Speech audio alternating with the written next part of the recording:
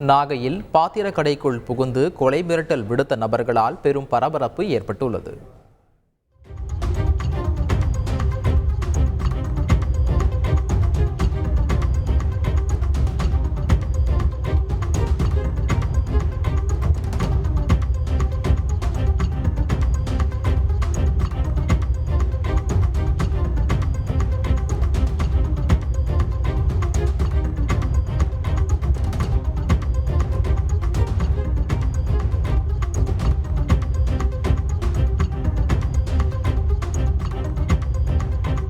இது குறித்த கூடுதல் தகவலை செய்தியாளர் ஸ்ரீதர் வழங்கிட கேட்கலாம். ஸ்ரீதர், வணக்கம். பாத்திர கடைக்குள் புகுந்து கொலை மிரட்டல் விடுத்த நபர்கள் யார்? அவர்கள் மேல் என்ன நடவடிக்கை எடுக்கப்பட்டிருக்கிறது? முழு விவரங்களை பதிவு பண்ணுங்க. நாகப்பட்டினம் அண்ணாசிலை அருகே சரவண முருகன் என்பவர் பாத்திர கடையை நடத்தி வர்றாரு. இவருக்கும் இந்த வாஞ்சூரை சேர்ந்த லோகேஷ் என்பவருக்கும் இடையே இந்த வியாபாரம் தொடர்பாக பணம் கொடுக்கல் வாங்கல் இருந்து வந்திருக்கிறது.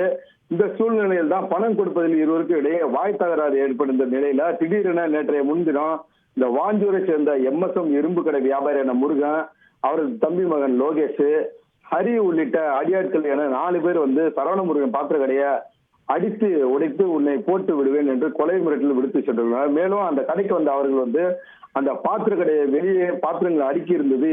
இதனை வந்து எட்டி உதைத்து அதை வந்து உடைத்து நொறுக்கி இருக்கிறார்கள். இதனால் அச்சத்தில் அவர் வந்து உயிருக்கு பயந்து போய் சரவண இது குறித்து இந்த நாகப்பட்டினம் வெளிப்பாளையம் காவல் நிலையத்தில் வந்து புகார் கொடுத்திருக்காரு.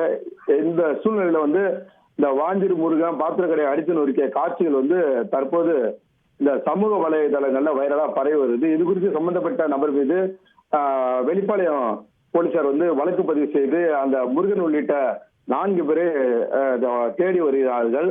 தொடர்ந்து முருகனின் மொபைல் நம்பர் வந்து சுவிட்ச் ஆஃப் செய்யப்பட்டிருந்தாலும் இவர்கள் வந்து போலீசாருக்கு பயந்து வந்து வெளியே வந்து அதாவது பதுங்கி இருக்கிறார்கள்.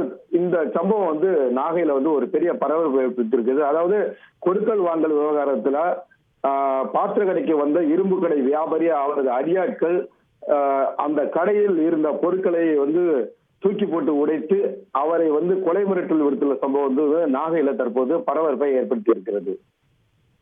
நன்றி ஸ்ரீதர், உங்களுடைய விரிவான விவரங்களுக்கு.